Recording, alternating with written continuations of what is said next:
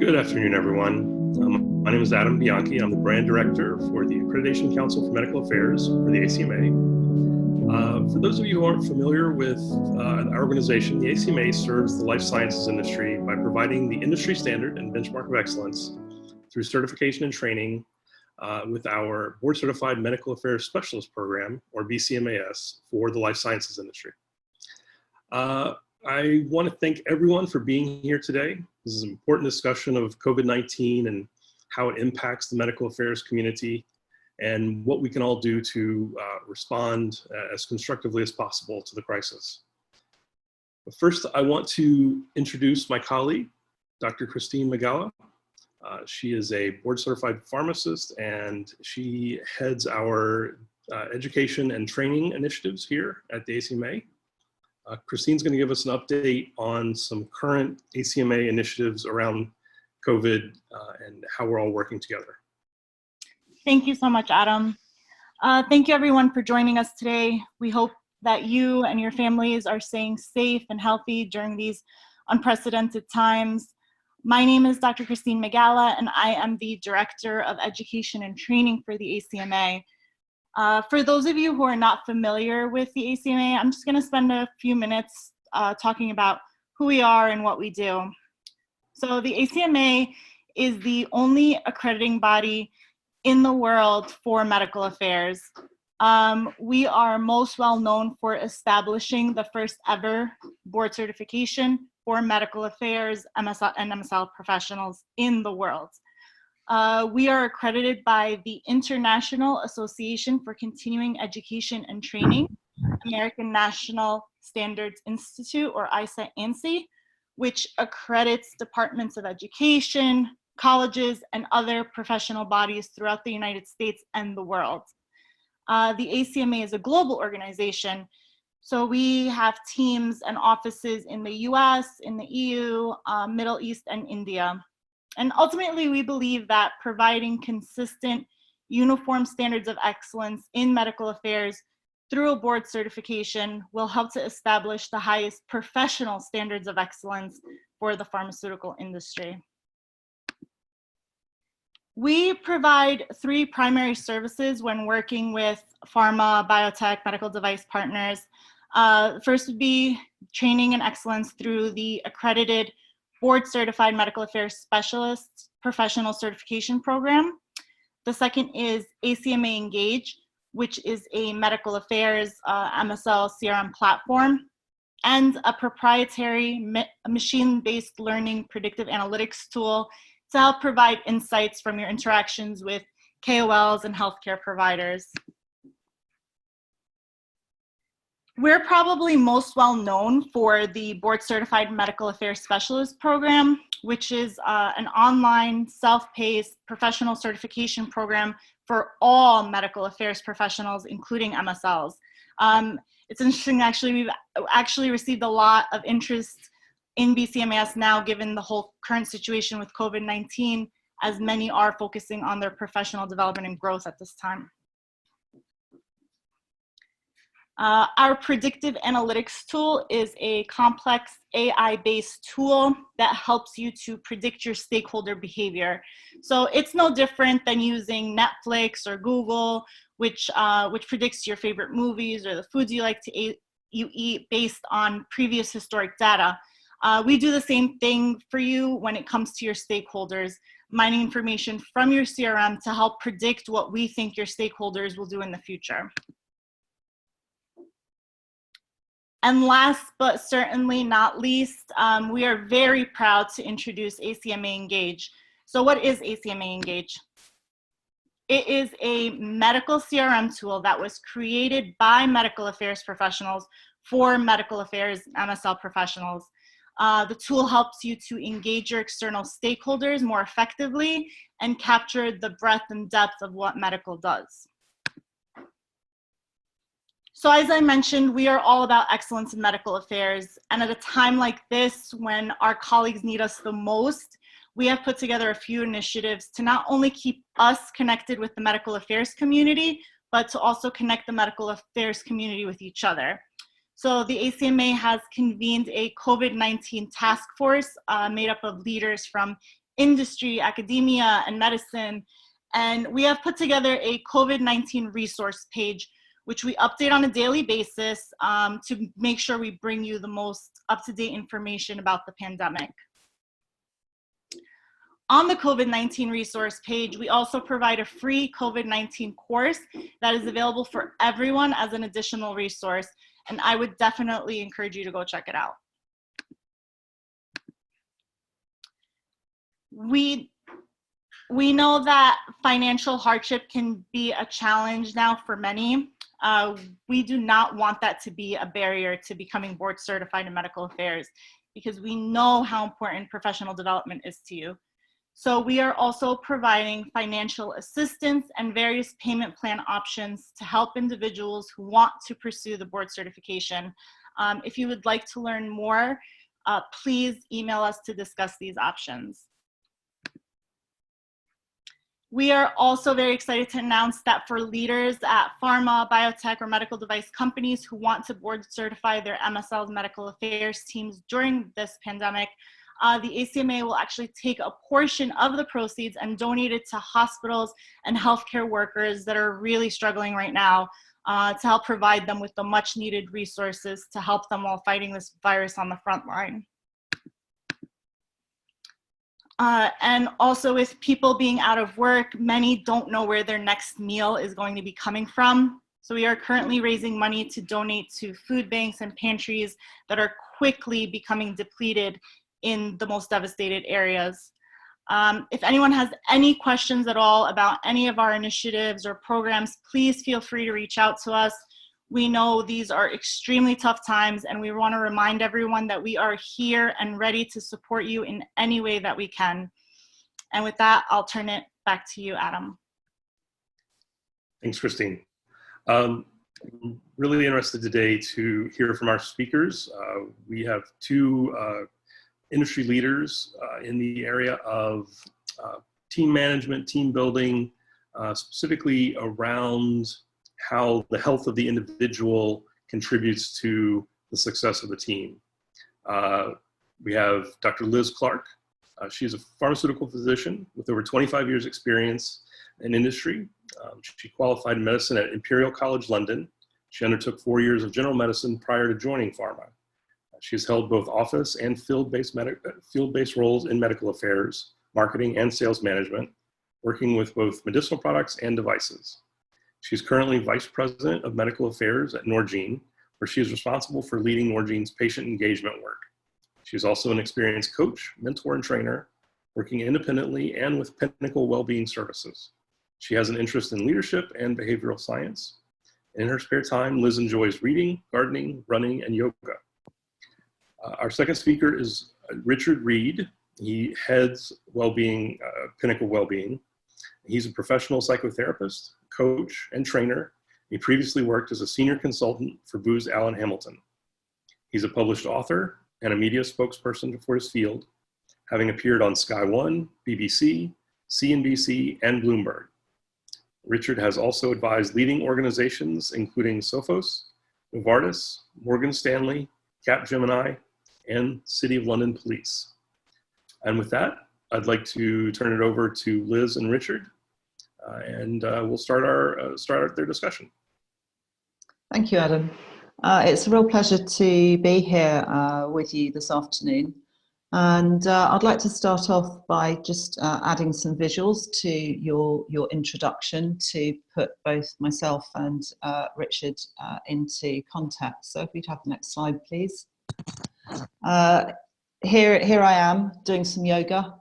And as I said, I work for Norgine. I've been with Norgine for 15 years now. It's a medium-sized, still family-owned pharmaceutical company. We don't have a direct presence in the States, but we work through partner companies in the US. The picture of the sword is because I actually, in my younger days, was a competitive elite fencer. And many of the lessons that I learned from fencing, I've applied in my business life, both directly to my work as a pharmaceutical physician, but also as a business coach and mentor. So I'm going to hand over to Richard to introduce himself and take us through the first part of the programme, and then I'll be back with you later in the afternoon. Thank you. Thank you, Liz. Thank you for having us today. My name is Richard Reid. You've already heard quite a bit about me. Just to sort of give you a little bit more background. So obviously I work with businesses, but I also work in private practice as well. My initial training in private practice was working with trauma, and it might sound as though a lot of the things that we're going to be dealing with today have no relation to trauma, but in many ways we're going to be working with the same areas of the brain. So how many of us will react to the current situation that's going on in the world will in some ways be touching on the same areas of the brain. So in essence, some of the principles that I might use in private practice dealing with people with extreme trauma could equally be applied to some of the everyday situations that we might find ourselves in the business world. So I'm going to talk you through particularly the side of that relates to you as individuals, and then Liz is going to be taking it from there. So if we could go to the next slide, please. Lots of things going on for us at the moment. As we've already said, the situation at the moment is unprecedented. We haven't had anything like it probably in any of our lifetimes. And there are lots of logistical challenges that go with that, but there are lots of other challenges upon us as well. So challenges as businesses, but also challenges as individuals. And I think one of the biggest challenges is that because we haven't been here before, because we don't know exactly when this is going to end or in what way this is going to end, that uncertainty is producing lots of anxiety for people. The other thing that most of us probably haven't experienced yet, but that will start to come into play the longer that this situation goes on, is that we're going to be living on top of family. There's going to be tensions there, but also even if we work with colleagues who we know very well, as we start to work with them on a longer basis remotely, that may present its own challenges as well. So as we start to get into the later part of the talk, we'll start to touch on that element of the situation too. So if we can go to the next slide. There's really three sections to what Liz and I are going to talk about today. The first one is really where I will fit in, which is talking about ourselves as individuals. And then Liz will start to follow on from that in talking about leading and managing, and also specifically within the roles that might apply to medical affairs. But those latter two stages, I think, are really informed by how we manage ourselves as individuals. If we can't manage ourselves as individuals, then that is going to have a big bearing upon what happens in terms of leading teams, but also in terms of how businesses, or our business specifically, is able to operate during this challenging period. So if we can go to the next slide. One of the key elements that I want to introduce this evening is this idea of resilience. If we go to the next slide now, I want to read you a quote from Charles Darwin. It's not the strongest of the species that survives, nor the most intelligent. It is the one that is most adaptable to change. And I see this on a number of different levels in my everyday work. I see this in private practice.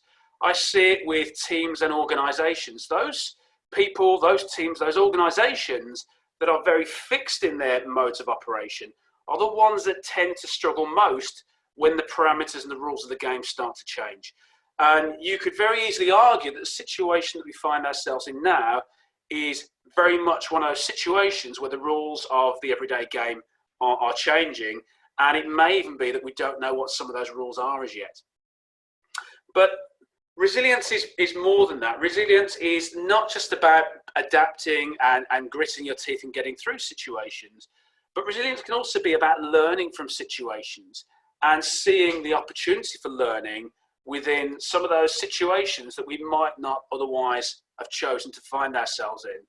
And without sort of asking you individually to respond to this, I would hazard a guess that most of you will have faced various challenging situations in your lives, most of which you wouldn't have deliberately chosen to be in. And when you're able to reflect back on those months and years later, it may well be that you can start to glean some kind of learning or insight from those situations. And so part of resilience is about being able to do that, but to try and do that as close to real time as you can, so that you're minimizing the opportunity to reflect on the negatives, and you're able to see opportunity and sense of movement, even in the current situation where there may be a sense of lack of obvious movement. Now, looking at the slide in front of us now, the other element that I want to introduce here is the idea of emotional intelligence. And this is a model that was developed by somebody called Daniel Goleman, who some of you may have heard of. And Daniel Goleman talks about the 5 pillars of emotional intelligence. And the first of those is self-awareness, followed by self-regulation. So we're sort of moving clockwise. And in terms of what we talk about today, I'm primarily going to be looking at self-awareness and self-regulation. And as we start to get into Liz's part of the talk, she will talk more in terms of social skills and perhaps even empathy. How is it that we relate to other people's experiences? And also, how do we relate to ourselves? So self-awareness, this is really where we're going to start. And when we're talking about influencing situations outside of ourselves, so whether that's one-on-one relationships with colleagues, one-on-one relationships with the people that we live with, or whether that's teams or broader organizations, we often get caught in the belief that it's about changing things outside of ourselves. And absolutely, there are times when we certainly need to do that, but any kind of change is like to have a firmer foundation when we have acknowledged our part in that situation.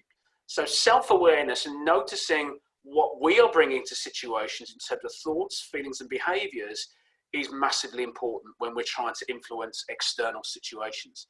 And in many cases, particularly in the current situation, it's almost certainly the case that there are lots of things that are happening around us that we have little or no influence over. And so it may well be that in terms of feeling more in control of our situation, the opportunity for doing so sits most squarely with managing our own internal world. So self-awareness, knowing what is happening for us and what we are giving out into the world, and by doing so, starting to look at some of the practical skills that allow us to manage any elements of that may be detrimental to our well-being or the well-being and functioning of those around us. That's really self-regulation. So I'm going to move on to the next slide now. And there are lots of models for the brain, and we could spend lots of time talking about this, just this one element of it. But I want to introduce the idea of System 1 and System 2 to you. So when we are functioning at our best, we tend to be operating from System 2. And System 2 is where we are using our rational brain, we are making informed choices, we are collaborating with other people, we're showing empathy for other people's situations. And for most of the time, that is where we need to be. And it tends to be the areas of the brain that relate to higher function. So in terms of human evolution, these are the parts of the brain that developed in more recent times. But in actual fact, a lot of the time, it's estimated that anywhere up to 95% of the time, we're operating in System 1. And this is where we're acting on intuition, instinct, and a lot of the time, we're doing things and reacting to situations outside of our immediate awareness. So we may well be doing things in autopilot. So again, this is why self-awareness is really important as a starting point. And System 1 is primarily about safety. And it's about getting things done as quickly as possible. And if you think about the kind of situations in which our ancestors may have found themselves, the chances are for most of them, they were in far more physically demanding and threatening situations than we tend to find ourselves in. And yet even everyday work situations tend to be heavily dominated by System 1. We multitask. We do the first thing or say the first thing that comes into our heads. Sometimes we snap at other people and then later on we regret it. Or maybe we fire off that email in anger later to regret it. We spend lots of time trying to pick up the pieces of that behavior. And the current situation with COVID-19 is likely to exacerbate the role of System 1. System 1 is not very good at dealing with uncertainty, and it's not very good at dealing with limitations in our physical environment. and it's not very good at dealing with distance relationships. So as I've already said, as time goes on, you'll like to find that there is more strain put on relationships within your household, relationships with your colleagues. And system one, when it's at its most dominant, tends to look at the world in a very selfish way. It's all about us. And even if you're somebody who avows to take care of your colleagues, to take care of your team, when you are triggered in system one, when you feel under threat, or when you've been isolated for too long, you are likely to become all about you. And so you're less likely to be empathetic towards other people's situations. You're more likely to be snappy. And you are more likely to look at situations as winning or losing. Collaboration tends to go out the window. And system two is where our ability to access information is located. It's where our ability to articulate complex ideas and be creative is located. But when we feel under threat, system one dominates. It effectively starts to undermine system two's ability to function. And you may have seen this in everyday situations. If ever you've watched a TV quiz show, somebody's under pressure, they're up against the clock, they've maybe been asked a very simple question, but because they feel under pressure, they're unable to access that information. And this is essentially because system one is interpreting that situation as a threat situation. And it floods system two with a stress hormone called cortisol. And it's only when that situation is perceived as no longer being dangerous that cortisol levels start to reduce and system two comes back into play. And you may have even had this yourself. You've been asked a very simple question, you've been put on the spot, and you can't think of the response. And when there is no longer that immediate demand, the answer comes to you. And this is because system one is dominating system two. And so in any kind of situation, typical working situations, but even more so at the moment, you've really got to work hard to keep system one under control and to keep system two in play. And as we'll see in just a moment, system one is the part of the brain that is all about speed, it's all about lack of detail, but it's also where our negative thinking is located. And if you think about it from an evolutionary point of view, negative thinking was probably very useful for our ancestors in terms of allowing them to prepare for the worst case scenario. So when they were going out hunting, rather than being optimistic or open-minded, if they went out expecting the worst, it would mean they're more likely to be able to mitigate against it. And in our current situation, there is lots of things that are happening that are outside of our control. And so being triggered all the time doesn't necessarily help us. We need to keep system one available to us, but it tends to dominate. And so unless we are conscious of when it's in play and taking steps to moderate that, we are likely to become overwhelmed by our negative thoughts. And in terms of resilience, we're likely to deplete our resources unnecessarily. So a big part of resilience is also about being more efficient with how we use those resources. So if we can go to the next slide now. Depending on who you talk to, there are anywhere between 8 and 12 typical negative thinking patterns that people engage with. And some of this will be based upon upbringing, life experience, but a lot of it is common to all of us. And this is really the realm of system one. And it's estimated that it takes anywhere between 3 and 5 positive thoughts to counteract one negative thought, because we are all hardwired to think negatively. And so at any time, but more so at the moment, we need to really make a concerted effort to become more aware of our negative thoughts and to take affirmative action to manage them wherever possible. It's not about pretending everything's wonderful and that we don't need to preempt problems, but it's very easy in these kinds of situations to allow our brain to run away with itself and for system one to dominate and to use resources for no obvious gain. I won't go through all the negative thinking patterns for you right now, but just to give you a couple of examples. So one of these is magnification. So if ever you've had a situation where you've got a problem and you wake up in the middle of the night, it may well be that you start to imagine extreme case scenarios of where that problem is going to lead and what it means for you. And so it may well be that you don't sleep, you wake up the next day feeling tired and grumpy. And whatever the reality of that situation, you're less equipped to be able to deal with it because you've used lots of resources unnecessarily. And that may well be the case given the level of uncertainty that we have at the moment. The brain does not like uncertainty. And when there is uncertainty, it likes to fill in those gaps. So that's one definitely to watch out for. Another one that you might want to watch out for is overgeneralization, grouping lots of things together. It's always like this. It's never like that. Focusing on the extreme ends of the scale, grouping things together in a way that very much appeals to system one, but actually can give us a very skewed view of the reality. And so if you are engaging in this kind of behavior, such as overgeneralization, it can often be helpful to challenge that by looking for examples that don't fit the rule. In other words, trying to play devil's advocate. And we're going to look at an example of that in a moment. So we can go to the next slide now. I want to talk to you a little bit about pattern interrupts. Pattern interrupts are essentially techniques that we can use to interrupt the natural expectations of the brain. If we think about system one will have expectations about how it is that you should think, feel, and behave in certain situations.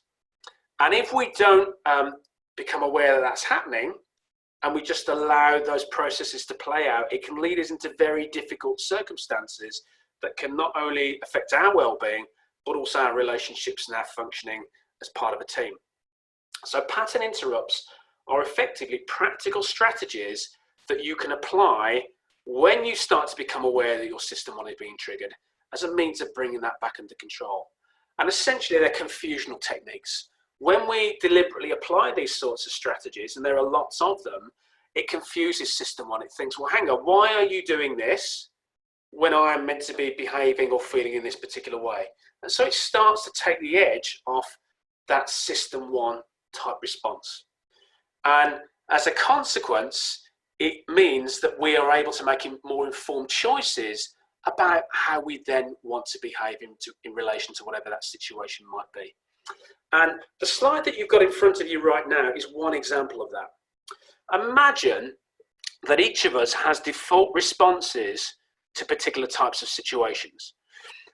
Default responses can be very useful. They're system one type behaviors. They're very good in terms of getting us out of sticky situations and enabling us to think on our feet.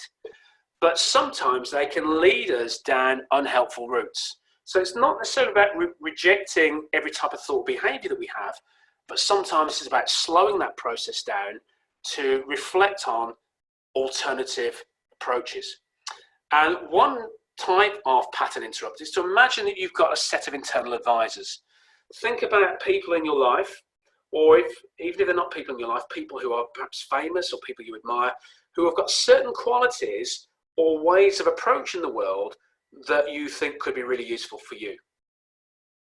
And if you can take a handful of those, perhaps 3 or 4 of those people, and practice drawing on those people, it can be very useful in terms of getting you to slow down and reflect on alternative viewpoints. So if you have a challenge, whether it's with the current situation or a work situation or a relationship situation, if you pause for a moment and think, what would Joe Bloggs do in this situation? Or what would he say? Or what would he say to me? Even if ultimately you reject that other viewpoint, the fact that you've taken a few moments to consider it means that you started to interrupt your system one's natural behavior in that situation. It means that you've slowed things down and you've got system one to calm down and system two to come more into operation. And so it's not always about rejecting your initial reaction to situations. Sometimes it's just about slowing it down, seeing what else is available to you, and then choosing the most appropriate behavior as a result. So in other words, responding rather than reacting. So we go to the next slide. Another form of pattern interrupt is mindfulness, and many of you would have heard of this. And this is something that I would strongly advocate that you do as an individual and you start to integrate it into your everyday life. But also maybe it's something that you can do within your teams. One of the things that I do within my teams is to introduce a well-being half an hour in the morning, just to apply some of these skills. And the fact that we're doing them together encourages people to persevere in developing these skills. And mindfulness is essentially about deliberately choosing where you put your focus. And think about how we often are. We often allow our mind to drift into certain types of thought without necessarily reflecting on whether that's where we want to go or whether it's appropriate right now. Or we focus on certain types of stimuli without having chosen them. Think about your journeys to work, for instance, before all of this happened. How often you would take your surroundings and the journey for granted and drift into your thoughts. Or think about the everyday things that you do, such as taking a shower, brushing your teeth, eating a sandwich.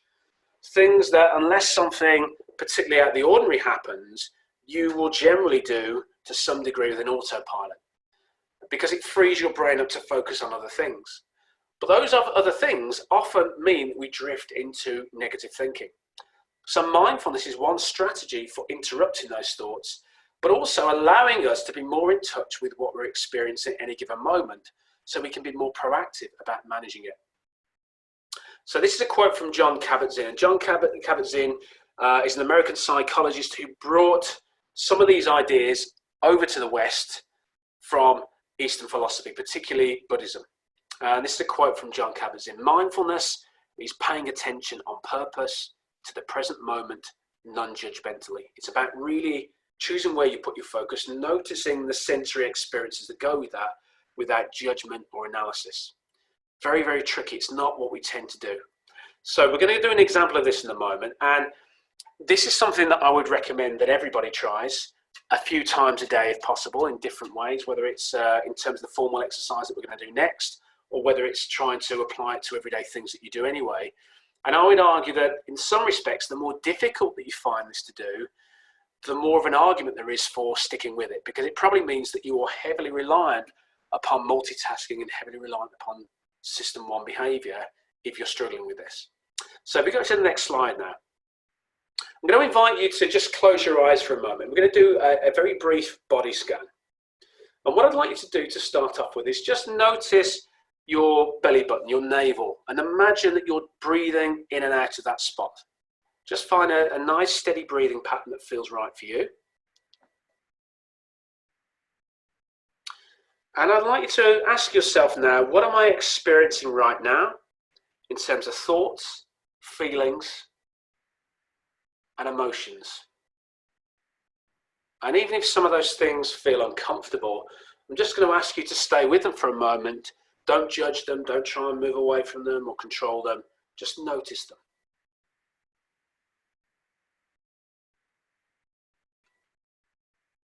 And then with your eyes still closed, I'd like you to notice where your body is connecting with the chair. So perhaps noticing the backs of your legs, your back, your shoulders, maybe your arms, and what that feels like. And also notice your feet connecting with the floor and what that feels like.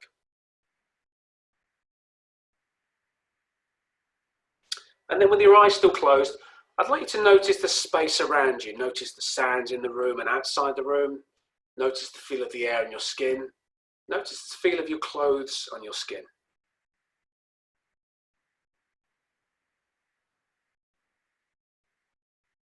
And then finally, bring your attention back to that spot in your stomach, your belly button. And again, imagine that you're breathing in and out of that spot. And as you do so, I'd like you to think about what would be a really good feeling for you to have right now. And whatever that feeling is, I'd like you to say to yourself, with conviction, I am feeling whatever that feeling is. And notice what that feels like. And when you've done that, you can open your eyes. So that is a very brief body scan. That's one form of mindfulness. As we've already said, you can apply it to everyday behaviors and activities as well. But this is something that can be very, very useful as a way of interrupting negative thoughts or feelings when they come up. It can also be very useful as an everyday activity in its own right. So even if you think that you're feeling okay, it can be quite useful to do this at various points during the day, perhaps when you've come off a call or out of a meeting, or even at the start of the day or the end of the day. as a way of checking in with yourself. Very often, because we tend to operate in our heads rather than in our bodies, it's only when we have extreme reactions to situations that we actually start to notice that we're affected. And what that means is that can lead to emotional spillage in terms of our interactions with other people, but also in terms of our well-being. So doing a body scan periodically is a great way of checking in with yourself and noticing perhaps some of the things that might be affecting you at an earlier stage in the process, when you've got more opportunity to take proactive action. So if, for instance, you come out of a meeting, you notice doing an exercise like this, that you've got tension in your stomach, it might be that you take some extra time to relax or to go for a walk, or it might be that you are just extra careful when you go into your next interaction with somebody, that you don't allow whatever that feeling is to spill over into that relationship. So it's great in terms of building our self-awareness, but it also helps to moderate the emotional leakage that can impact upon our relationships. In many times, that can be totally unintentional. So having this awareness allows us to present ourselves in the way that is not only helpful for our well-being, but also best in terms of our relationships. So we can go to the next slide now. There are lots of benefits for mindfulness, and these are just some of them. Lots of research around this. Because it's essentially a system 1 type behavior, it means that our short-term memory is improved, our ability to access information. We have greater emotional intelligence, not just in terms of what's happening for us, but also in terms of noticing what's happening for other people, so we can be more supportive of other people. Because it's a system 1 type behavior, we have more creativity, but we're also likely to have less stress, and we're also able to focus more on tasks, other people, and also by being able to concentrate and listen to people more effectively. We not only hear the immediate level 1 content of what they say, but we also are able to understand the emotions that sit behind those words. So it means that we can adapt accordingly, but we can also be supportive when other people might be struggling. So we go to the next slide. The other thing to think about here is support networks. You know, most of us have had our obvious support networks taken away from us in a very short space of time, completely unexpectedly in a lot of cases. So a lot of the things that you would ordinarily rely upon may have been taken away from you. And it's very easy to start to feel isolated. When you're working in an office, we tend to interact with people almost without knowing it. We get those positive strokes and that support from people on many levels unconsciously. And when we remove from that, it's not to say that we'll start to feel the impact of that immediately, but it may well be that over time that starts to happen. So you may want to make an added effort to start to adapt some of your natural support networks to suit your current circumstances. So rather than just thinking about tasks, for instance, could it be that you start to have more conversation around tasks, that you even put time in the diary to start to think about how it is that you can engage with your other team members other than just talking about tasks and what needs to be done. And what that means is that you're being more proactive about managing your well-being rather than allowing difficulties to emerge. So we can go to the next slide.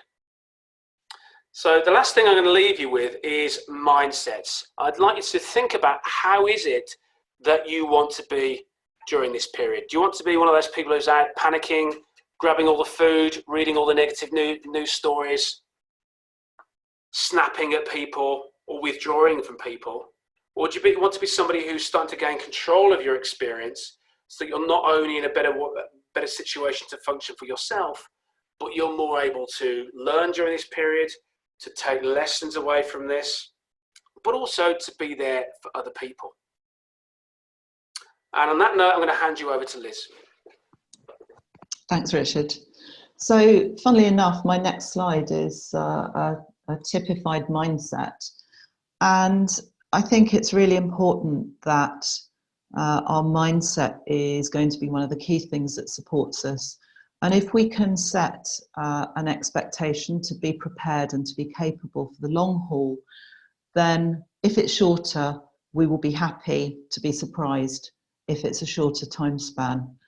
And setting that mindset for ourselves is extremely important in that that's also the mindset that we share as part of other people's support networks, and particularly the support network of our team, which brings me on to some thoughts about how we can support those around us. So when I'm talking about our teams, I'm talking about the different communities in which we work. So many of our teams will be very formal structures, but equally there will be other less formal structures that we're part of. And to a very large extent, our behaviours are no different within those. But we need to remember that when we have formal leadership responsibility, that we do have responsibility of others as a priority in our lives. And I think everything that Richard has said about making sure that we're in a good place ourselves is extremely important in setting that keystone through which we can support others and enable them to be their best self in that space and to be most effective, and in turn to support others around them. So it's very important that we do ourselves first, but we also have to accept that we as individuals are a work in process. So don't wait to be perfect until you do the other things. So summarising, can we go back to that slide? Summarising those points, it's really important that we recognise, particularly as we're separated, that everybody's circumstances will be slightly different. So my perspective of life, living in an area where there's a country where I'm able to get out for a walk, where I have a garden to cultivate, is going to be very different to somebody who may be living on their own in a small city apartment, who has less space to get out into. And it's important that we listen to find how people are impacted rather than making assumptions. And equally, people will adjust at different speeds. I think, you know, we have been very lucky to have Richard's ideas there, and many of us will have come across this sort of thing in the past, but other people won't. And so we must accept that different people will adjust in different ways with different pressures. It's important that we create space and new channels for new habits to develop. And Richard talked about communication and communication networks. An example there might be you might want to create a new channel for your team. So a lot of people have created WhatsApp groups that are, if you like, the water cooler chatter and the humour that goes on, and keeps that out of the channels of formal communication. And it's something that I've done with my team at work. And that's proved to be a very good way of keeping in touch, not just around the working day, but also around the weekends. And I'm very aware that there are people in that team who are much more isolated and who can actually find community there. As well as encouraging and endorsing wellbeing practices for our team, such as the mindfulness that Richard talked about, we should also be modelling those practices. So one of the biggest things that people seem to have noticed is how easy it is when you're working from home to just work straight through the day. You start in the morning, you maybe get up for a coffee, you sit back down again, you keep going, you work through, you have back-to-back meetings, everybody's booking things in your schedule. And it's really important to be able to step away from the laptop, to be able to step away from work and into a different space. And even if that space is simply a different space in your house, maybe doing a bit of mindfulness, maybe if you're able to get outside for a walk. But to do that yourself and to be seen to be doing it yourself, that helps to create confidence that others will be able to do the same.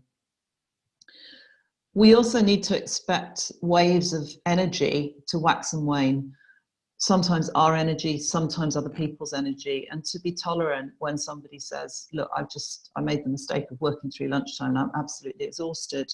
Not to say, oh, well, don't worry, but to understand that at that point they're just feeling tired and maybe they need to step away from the laptop and get a bit of peace and quiet and renew in some way. One of the interesting things here is that we do need to share some of our own vulnerability. So most of us will be having some sleepless nights. Most of us will be anxious about something in this crisis. And as leaders, people frequently think that we're not, somehow we don't suffer from these same issues. And so sharing the fact that you too are experiencing some of the same circumstances that others are experiencing is really important. And we need to tune in. The noisy people on WhatsApp, the noisy people on email are not necessarily the ones that we need to reach out to. So a question, who can't you hear, and do you need to reach out to somebody where they're leaving silence? And then from time to time, we need to pause, we need to refresh, and we need to renew so we can pick up and go forwards again. Which takes me on to thinking about the technical considerations for medical affairs, which forms the final part of this talk. And in this, I'm going to look at three main areas for consideration. So these are summarised on this slide. The first is about business continuity. The second is the impact of disruption. And the third is a philosophical stance that I think is particularly important in these times. And these are based on my own experience with my team in the UK and in Europe. I've contacted some of my friends in the States and thinking things may be very different, but actually things are very much the same. So I'm hoping that some of the things that I've experienced that I can share with you will be helpful to you in this space. So the first of those is business continuity. We need to remember that we have a requirement to work to good practice and that that's unchanged. So certainly in the EU, and in many countries, inspections have been suspended apart from really major stuff. But we need to remember that the records that we keep now, the sign-off that we keep, the process that we maintain still needs to be of a high quality so that when inspections resume, we will not be found wanting. We also need to understand how to document changes in emergency processes. So I've talked about signing things off. I'm very lucky in that Norgine, which is the company that I work for, has for well over 10 years had a very active business continuity program whereby we have planned for different scenarios. So when we fled the office, when we had to pick stuff up and move out of the office, we had actually a plan of what we were going to do, a plan of the resilience that we would have within our teams. But actually doing it was a little bit different. So it's about understanding things like if you're going to email approval of something, repeating the key points in the approval rather than necessarily always having to get a wet signature and scan it. And if in doubt, I would say here, speak to your quality people to ask how they're happy for you to document things so that you have clarity that you can deal with things quickly and efficiently. Because my sense is that actually in many ways, there's been a lot of good change that has been caused by the disruption, but we need to just make sure that we are continuing to follow our high standards. I've talked a bit about checking systems for resilience, and that's a key thing that we need to be aware of. But the final point on that slide, we'd actually moved ahead a bit early, is actually about checking that any third-party providers are also resilient themselves. So if you have services that are provided by third parties, I would advise you to check in with those third parties to check what anticipated disruption they may have and how they'll plan to deal with it so that you know that that box has been checked. So that takes us on to disruption. And there are lots of things that we have experienced. Probably the most important and maybe the most diverse is disruption with our customers and stakeholders. This has varied quite a lot across different countries in Europe, but certainly in countries such as Italy, Spain, the UK, there has been a huge sweep of all health professionals to focus onto COVID-19. And this has meant that things like investigator-led studies, we have just had emails saying, sorry, we can't do this for the moment, having to put the study on hold. And that makes us need to think about things like IMP supply, expiration of IMP, expectation about communication of adverse events, etc. And so knowing the key things that you need to communicate that need to be maintained to investigators is extremely important here. We have also expected, although funnily enough not experienced very much to date, a different spectrum of medical inquiries. We thought we would get more inquiries about off-licence use, more inquiries about whether oral therapies could be used instead of IV therapies, and therapies that needed to be given in hospitals. But it seems that actually quite a lot is going on as normal. And if anything, our overall experience is that medical inquiries are pretty much down. I was talking to someone from Syneos today who've done some research around the health professional landscape. And it seems that for many, there's an awful lot of business as usual. Social distancing appears to be the big concern of health professionals. So yes, they are moving to digital, but actually in terms of their usual practice, a lot of their practice is continuing as normal. Another area that I get involved in that won't be common to everybody is management of supply issues, where we've had stock shortages in some areas, some related to COVID-19 and some just exacerbated by it. And I know certainly in terms of the drugs that are more commonly used in terms of treatment, management, ventilation, etc., there have certainly been stockouts and shortages that it's necessary for us as pharma to have process to manage. We've had a lot of uncertainty. Richard talked about uncertainty earlier. And again, I know you'll be experiencing the same in terms of Congress cancellations, uncertainty around whether Congresses are going to go digital or not, and frequently late information. And that's largely because many conference organisers are unwilling to cancel until quite late. And this is having knock-on effects into publication policy as well. So that's something else where we're needing to make sure that we communicate well with all of the authors involved. And then finally, we've seen an acceleration of virtual activity, of virtual advisory boards and e-detailing. I was talking to somebody from a company that does virtual ad boards, and their business had increased by 300% in the first quarter.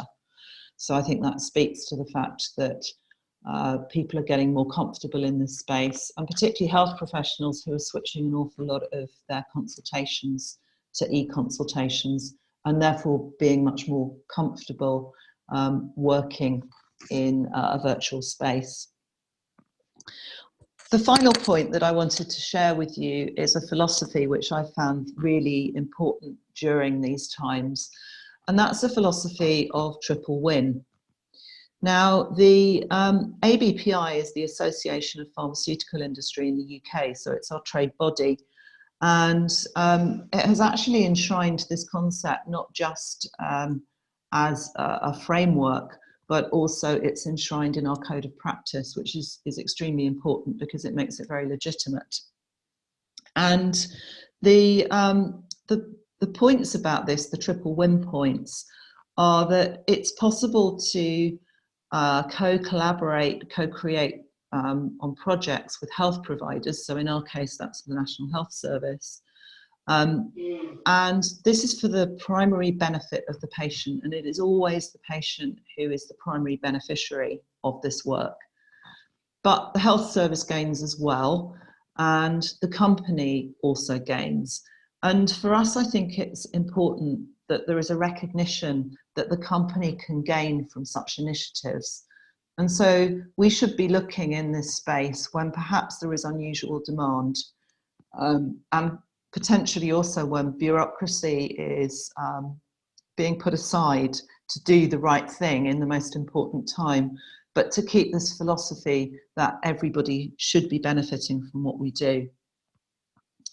So in summary, I have a few closing thoughts. We all need to acknowledge that this is a stressful situation, and to be able to share that with those around us, be they external stakeholders, our teams and colleagues. And we need to accept that they will all have different perspectives and experience. by listening well to their needs, we can actually understand how we can best meet those needs, be they internal or external stakeholders. We need to keep ourselves in good shape, and that's about building restorative activities into the day and modelling that for others. And being aware that at some point we actually need to step back, pause, reflect, and take stock. And finally, that the most important person that we're looking to serve is the patient. And so we should seek for that triple win to co-collaborate with health providers in order to ensure that the patients get what they need. So we've actually been talking for most of the hour, which is not difficult to do, I have to say. But we have a little bit of time for some questions. So Adam, would you like to advise how you want to manage the questions? Sure. So I think one of the topics that has kind of bubbled up for quite a few people is how to connect with your team over the longer term. And I know that Richard touched on that, but also communicating with your directors, with people that you may have diagonal lines with, that you may not have as much daily communication with. How do you kind of build a new remote network to take the, not necessarily replace, but to supplement what used to be your in-person network? So, I mean, I have some thoughts on that around creating some spaces to meet, whether that is meeting live in a meeting whereby there can actually be a relatively purposeless agenda and the conversation is able to evolve to focus, and it will focus on what's going on in this environment. And that's a very important way of building shared understanding, building rapport. And I'd also encourage people to make use of remote virtual spaces such as Slack and so on, where people can post asynchronously and to share content that is visually attractive and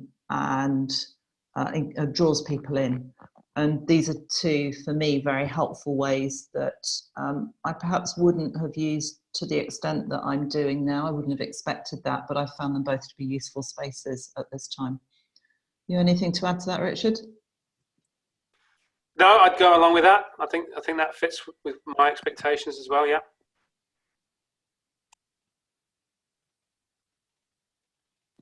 Great. And I think the other set of questions we've gotten most frequently have been around how have interactions, so a lot of our audience are either medical science liaisons or in medical affairs function, and they're very interested in understanding how do we stay connected, particularly with physicians, who are a lot of their stakeholders, particularly in this time when demands on physicians have changed significantly. And obviously face-to-face meetings are almost impossible on a lot of occasions. So, I mean, this comes back to something that's not dissimilar, and it's about finding a way to listen and demonstrating empathy without pretending to know what that person is experiencing. Because if we can personalize our communications with individuals, then that builds empathy and that helps to build the bond between us. And I think we can sometimes, in our efforts to get stuff done, be over-targeted around trying to make something happen in this space, when actually it's simply about creating a dialogue. So, Richard, you might have something to add about using empathic language that reflects what people say in emails and stuff like that. Yeah, I think I'd reiterate the point you made about earlier about making assumptions about what people are feeling. I think it's really dangerous to do that, and it can also really grate with people. And I think it's a lot more difficult over email, but I think there's no reason why we shouldn't pick up the phone to people wherever possible, because I think it's really helpful to hear a voice. And I think wherever possible, ask open-ended questions. Don't assume that you know how people are feeling, or don't assume they're feeling like you are. Ask questions and elaborate on the initial question. So even, you know, particularly if you're working with people and you know that they tend to be a closed book, ask that second question. How are you doing? Ask those broad questions and create space for people to be able to reply rather than going in with the next question. And I think that's what we need to do. And there was an interesting bit of research I read last week, actually, that although we benefit from contacting people via email or via telephone, actually, we've got a whole load of technology now, video technology, and the research shows that actually in terms of our well-being, for us and for other people, that we benefit most when we can actually see the other person, because we're able to read between the lines of what people say. And they're able to connect with us on that deeper level as well. So it may lead to longer conversations, but don't be afraid to pick up the phone or have that video connection, because the longer this goes on, the more value that will hold. Great, thanks guys. And I think our last question for today revolves around virtual ad boards, and how do we get the value from virtual meetings with a small to mid-sized group that we can get from our face-to-face interactions. So I think virtual ad boards, people will have different experience of doing virtual ad boards. So I'm just going to start by saying, when I talk about a virtual ad board, I'm talking about an asynchronous meeting, not a Zoom meeting where you have a lot of people dialed in at the same time.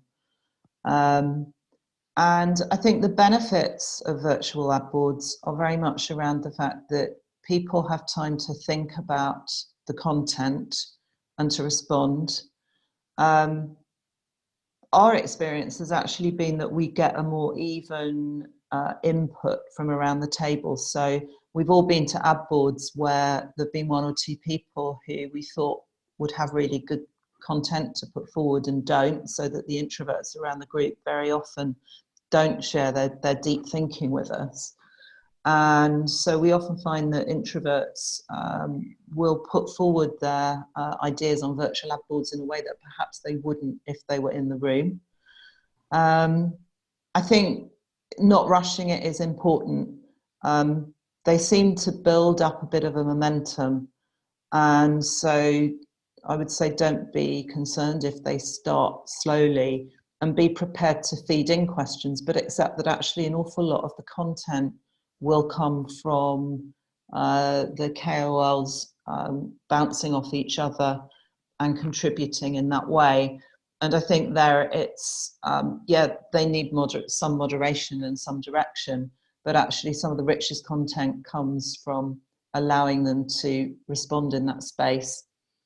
And I think they frequently will think more creatively than perhaps they would at the usual ad board, and perhaps are more prepared to put forward edgy ideas that they might be a little bit shy about doing in person at times.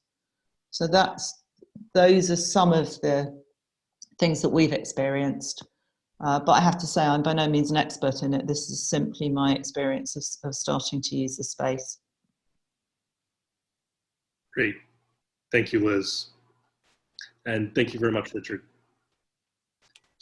You're very welcome. Pleasure.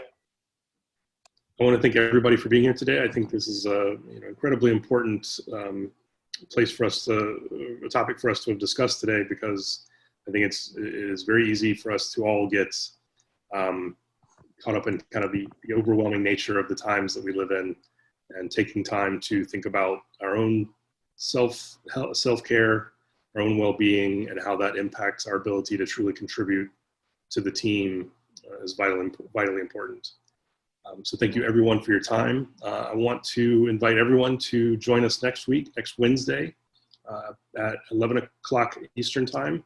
We'll have some expert speakers discussing drug development, the latest COVID-19 treatments, overview of drugs in the fast-changing pipeline. And that'll, I think, be a very interesting conversation to kind of hear the current state of things and where we are hopefully headed. So thank you, everyone. Be well, be safe, and we'll see you next time.